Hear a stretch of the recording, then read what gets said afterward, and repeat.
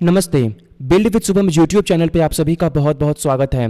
आज के इस वीडियो से हम अपने कलेक्शन टाइप के सभी टॉपिक्स को स्टार्ट करने वाले हैं और आज के इस पर्टिकुलर वीडियो में हम इम्यूटेबल लिस्ट के बारे में बात करेंगे। तो सबसे पहले बात करते हैं कि लिस्ट क्या होता है। List is a collection of element, यानी कि आप बहुत सारे वैल्यूज़ को आप एक वेरिएबल के अंदर में स्टोर कर पाओगे। एंड इम्यूटेबल का यहाँ पे मतलब है कि आपने जो एक बार वैल्यू डाल दी उसके बाद आप उसमें कोई भी मॉडिफिकेशन नहीं कर सकते हो, आप उसमें कोई भी चेंज नहीं कर सकते हो। अगर आप ये कोर्स स्टार्टिंग से देख रहे हो तो आपको याद होगा कि मैंने वेरिएबल वाले लेसन में आपको बताया था कि इम्यूटेबल का मतलब होता है कि आपके वैल्यूज़ को डालने के बाद आप उसमें कोई भी चेंज नहीं कर सकते हो। तो यहाँ पर भी इम्यूटेबल का वही मतलब है। आपने जो अपनी वैल्यूज़ को एक बार लिस्ट के अंदर स्टोर कर दिया, उसके बाद वैल्यूज़ को स्टोर करने के बाद आप उन वैल्यूज़ में कोई भी मॉडिफिकेशन नहीं कर सकते हो, आप कोई भी चेंज नहीं कर सकते, आप नए वैल्यूज़ को ऐड नहीं कर सकते, आप किसी वैल्यूज़ को एडिट नहीं कर सकते हो। तो ये है हमारा इम्यूटेबल लिस्ट। यहाँ पर हम बहुत सारे वैल्यूज़ को एक लिस्ट के अंदर, एक लिस्ट वेरिएबल के अंदर में स्टोर करेंगे। और इम्यूटेबल का मतलब है कि आप वहाँ पे फिर कोई भी चेंज नहीं कर पाओगे, आप अपने वैल्यूज़ को फिर एडिट नहीं कर पाओगे। तो चलिए हम एक एग्जांपल देखते हैं। यहाँ पे मैं एक फ्रूट्स नाम का लिस्ट बनाऊंगा जिसमें मैं अपने कुछ फ्रूट्स का नाम स्टोर करूंगा। और सबसे पहले आप वाल कीवर्ड का यूज़ करो, फिर आपका ये नाम हो गया, जो वेरिएबल का नाम होता है वो है। एंड देन उसके बाद आप टाइप करो लिस्ट ऑफ, बिल्कुल ऐसे ही। और फिर इस पैरेंथेसिस के अंदर आप अपनी सभी वैल्यूज़ को डाल सकते हो। तो सबसे पहला जो मेरा फ्रूट है वो है एप्पल। उसके बाद मैं यहाँ पे टाइप करूँगा मैंगो। उसके बाद मैं टाइप करूँगा बनाना। एंड उसके बाद मैं टाइप करूँगा पाइन एप्पल। सो ये बन गया हमारा एक लिस्ट बनाने के लिए आप लिस्ट ऑफ फंक्शन का यूज़ करते हो और उस फंक्शन के पैरेंथेसिस के अंदर में आप अपने सभी वैल्यूज़ को डाल देते हो। ठीक है, तो लिस्ट बनाना बहुत ही सिंपल है। सबसे पहले कॉमन सा आप वेरिएबल या फिर कांस्टेंट बनाओ एंड उसके बाद आप लिस्ट ऑफ फंक्शन का यूज़ करो और उस पैरेंथेसिस के अंदर, उस फंक्शन के पैरेंथेसिस के अंदर आप अपने सभी वैल्यूज़ को कॉमा से सेपरेट करके डाल दो। चलिए अब हम इसे एक बार प्रिंट करा लेते हैं। तो मैं यूज़ करूँगा प्रिंट एलन और यहाँ पे मैं प्रिंट कराऊँगा इस फ्रूट्स लिस्ट को। उसके बाद राइट क्लिक एंड देन उसके बाद मैं इस लिस्ट को रन करूँगा और आप यहाँ पे सभी वैल्यूज़ को देख सकते हो। ये हो गया हमारा एक बेसिक सा लिस्ट। अब चलिए हम बात करते हैं इस लिस्ट के बारे में। तो इस लिस्ट में हमने जो भी वैल्यूज़ को स्टोर किया उन सभी पर्टिकुलर वैल्यूज़ को हम बोलते हैं एलिमेंट। तो आपका एप्पल यहाँ पे एक एलिमेंट हो गया, आपका मैंगो यहाँ पर एक एलिमेंट हो गया, आपका बनाना यहाँ पे एक एलिमेंट हो गया, आपका पाइनएप्पल यहाँ पे एक एलिमेंट हो गया। तो यहाँ पर इन सभी वैल्यूज़ को हम एलिमेंट बोलते हैं। और ये जो सभी एलिमेंट हैं, यहाँ पर हमारे पास 4 एलिमेंट हैं। ये सभी जो एलिमेंट है सबका एक पोजीशन होता है एरे में, और ये जो पोजीशन है इसे हम बोलते हैं इंडेक्स, और ये इंडेक्स हमेशा 0 से स्टार्ट होता है। तो इस एप्पल एलिमेंट का यहाँ पे कौन सा पोजीशन है, तो अगर मैं यहाँ पे देखूँ तो ये एप्पल एलिमेंट हमारा सबसे पहला है।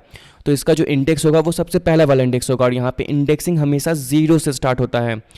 तो इस एप्पल एलिमेंट का जो इंडेक्सिंग है वो है 0। इसका इंडेक्सिंग है यहाँ पे 0। और इस मैंगो का जो इंडेक्स है वो है 1, क्योंकि हमारा इंडेक्स हमेशा 0 से स्टार्ट होगा एंड देन वो 1 बाय 1 करके इंक्रीज़ करेगा। तो इन सभी एलिमेंट का एक इंडेक्स है, एक पोजीशन है एरे में, और वो हमेशा 0 से स्टार्ट होता है। तो पहला एलिमेंट का जो इंडेक्स होगा वो होगा 0, दूसरे का इंडेक्स होगा 1, तीसरे का इंडेक्स होगा 2 और चौथे का इंडेक्स होगा यहाँ पे 3। ये थे कुछ बेसिक कॉन्सेप्ट जो कि आप जब भी लिस्ट के साथ वर्क करोगे तो आपको समझना बहुत ही ज़्यादा इंपॉर्टेंट है। ऑलराइट, यहाँ पर हमने अपने लिस्ट के सभी वैल्यूज़ को प्रिंट करा लिया। अब चलिए हम बात करते हैं कि हम एक पर्टिकुलर एलिमेंट को कैसे प्रिंट कराएंगे, हम एक पर्टिकुलर एलिमेंट के वैल्यू को कैसे एक्सेस करेंगे। वो भी बहुत ईजी है और उसके लिए हम यूज़ करते हैं इस इंडेक्स का। हमने अभी अभी बात करा कि हर एक वैल्यू का एक पोजीशन होता है, एक इंडेक्स होता है। तो उसी इंडेक्स का यूज़ करके हम अपने इन वैल्यूज़ को, अपने इन एलिमेंट को एक्सेस कर सकते हैं।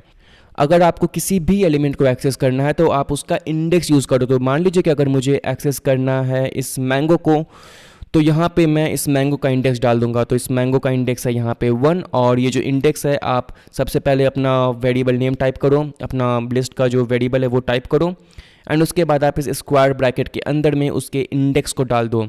तो इस मैंगो का इंडेक्स है यहाँ पे 1, तो मैंने यहाँ पे डाल दिया 1। और अब मैं अगर इस फाइल को रन करूँगा तो आप देखोगे फ्रूट्स 1 हमारा यहाँ पे मैंगो आ जाएगा। तो ये रहा हमारा मैंगो।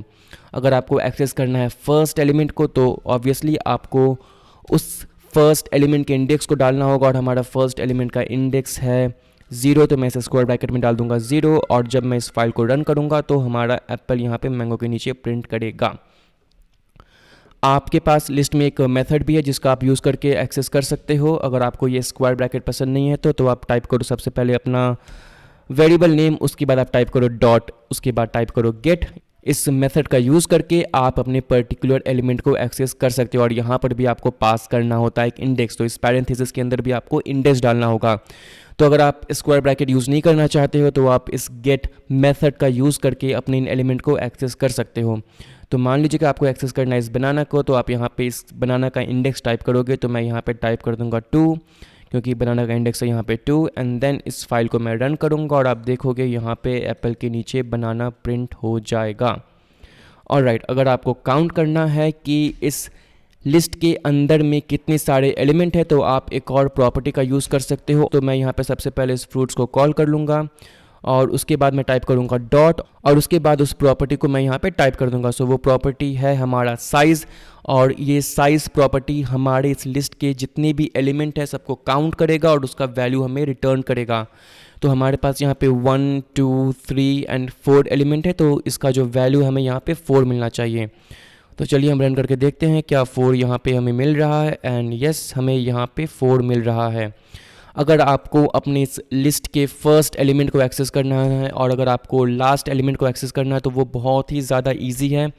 उसके लिए आपके पास 2 मेथड पहले से अवेलेबल है। आप सबसे पहले अपना ये वेरिएबल कॉल करो, उसके बाद आप टाइप कर दो फर्स्ट और ये जो मेथड है वो आपको फर्स्ट एलिमेंट को फेच करके देगा। और अगर आपको लास्ट एलिमेंट को एक्सेस करना है तो आप फिर से अपने इस वेरिएबल को कॉल करो और आप टाइप कर दो लास्ट मेथड इन पैरेंथेसिस के साथ और आपको ये लास्ट एलिमेंट एक्सेस करके देगा। तो मैं करता हूँ राइट क्लिक एंड आप देखोगे सबसे पहला जो हमारा एलिमेंट है एप्पल वो प्रिंट होगा इस 4 के नीचे। एंड हमारा लास्ट है पाइनएप्पल, तो ये पाइनएप्पल यहाँ पे प्रिंट हो गया है।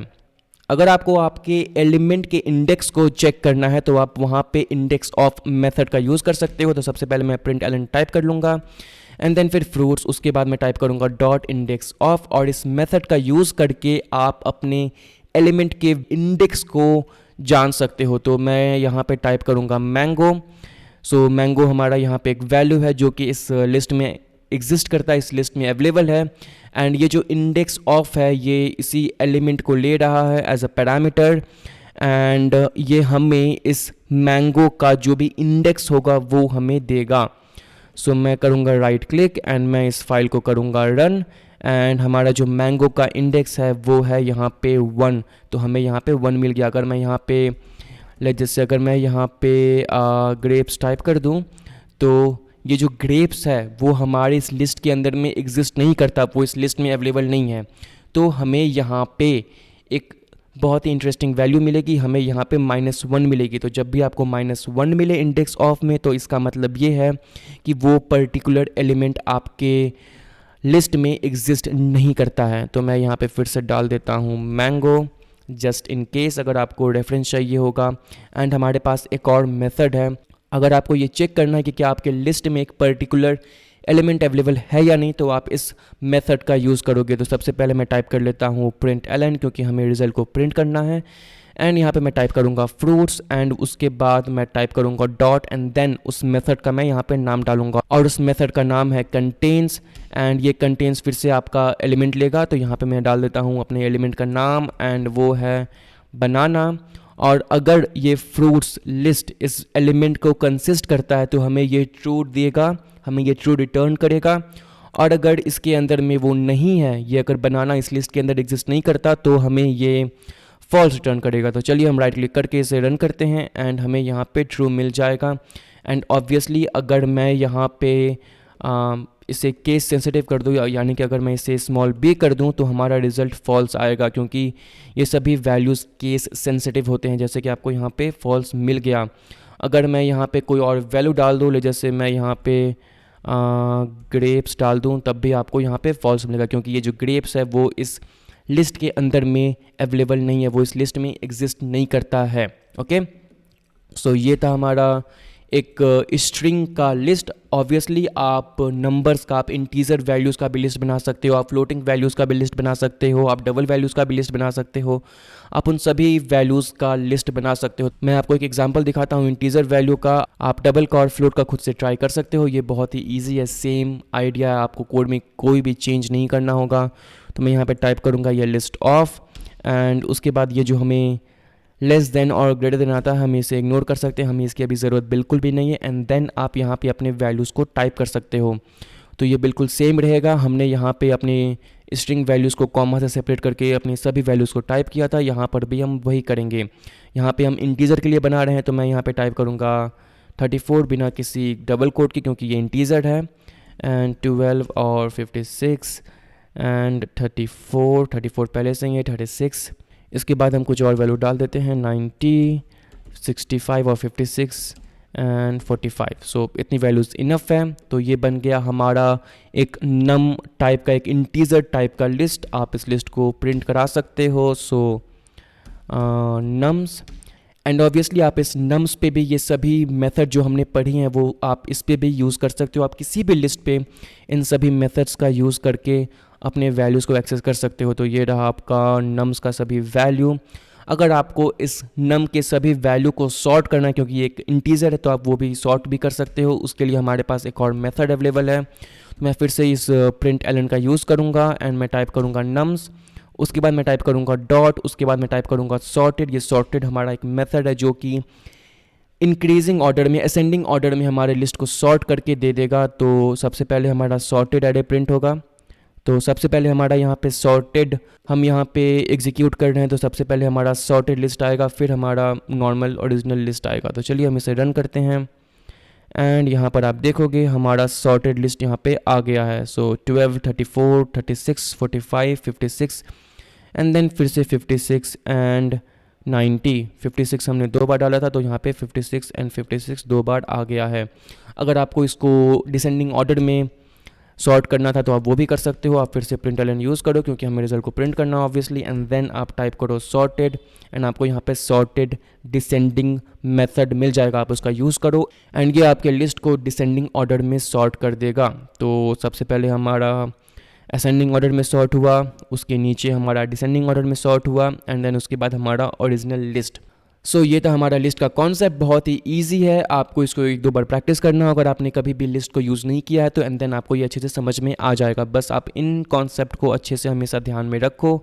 हमेशा ध्यान में रखो कि आपका जो इंडेक्स होता है वो हमेशा 0 से स्टार्ट होता है, एंड देन उसके बाद आपको लिस्ट में कोई भी प्रॉब्लम नहीं होगा।